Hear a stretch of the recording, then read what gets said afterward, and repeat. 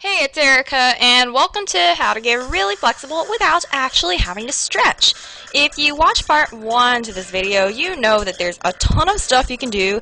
Just part of your everyday life, doesn't really hurt. It's a lot of fun, simple things you can do to improve your flexibility without sitting in splits or any of that stuff. Anyway, I'm going to teach you a bunch more ways you can do just that, so let's begin. Just swinging your arms back and forth is extremely good for your flexibility as well as a good workout for your arms. You should really feel the blood flow going in your arms as well as your muscles working. Feel the contractions in your upper body, your shoulders, your back, your lower back, your abs, all of that. Dancer walking, extremely effective. If you don't know how to dancer walk, it's simple. Stand up straight, have good posture, stand as tall as you possibly can, point those feet, extend your legs out perfectly straight in a straight line all the way across the floor. Pretend you're a big bird with big, beautiful yellow wings that you just want to show to the whole world. So spread your arms out super wide as you possibly can. Lift them high above your head. Make sure you have good posture. You're squeezing your core, all that good stuff. Then down to the low touchdown cheerleader position and all the way back up. Keep on going. Now do more dancer walks, but with your feet in turnout, so your toes should be pointing to the side wall. And remember to keep that good posture, standing up as tall as you possibly can. Point those feet, extend your legs out straight all the way across the floor.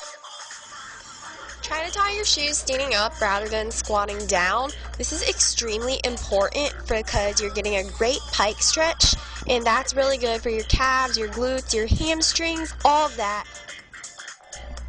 Shake those hips, side to side, left, right, waist, hips, feel the burn, squeeze the abs, squeeze the core, stand up straight, nice posture, all that stuff. Yep. Keep on going. Start funky dancing like nobody is watching. Close the blinds if you have to and just get crazy. Do as many different movements as you can possibly think of. I mean, think about it. Dancers work on flexibility a lot. They're pretty flexible for good reason too, right? Sit crisscross applesauce zen mode just like I am. The key to doing this is to really bring your feet in really close to your inner thigh, upper thighs, and you want to just fold them right one on top of the other and squeeze your core all the way in, sitting up perfectly straight. Feel your spine align and just feel that nice peaceful stretch. Starfishes / snow angels are a really good way to improve your flexibility. If you can do them standing up like me on one foot, that's great, but you can also lay down on the floor and do them too. This is really going to get your arms moving and open as well as your legs and actually stretches the same muscles you use to do middle splits. Jump rope is incredible for improving your flexibility. Everything from shoulders to hamstrings to calves, all of that, and try to vary it up and do 2 feet to 1 feet to fast to slow, whatever it is that it takes. The spider walk / downward dog walk, very effective. Feel your spine lengthening out. Extend out your arms straight in front of you. Keep everything straight and in a line in a perfect upside down V. Feel the nice burn in your calves and hamstrings as well. Believe it or not, crab walking is extremely effective for your flexibility, for shoulders, for back, your core, your legs, which should be in a squatting position, and just go back and forth a few times across the floor. Very helpful. Duck walks are really effective. You want to be in a very deep squat position, and your calves should be slightly burning as well as your quads, but not too much so.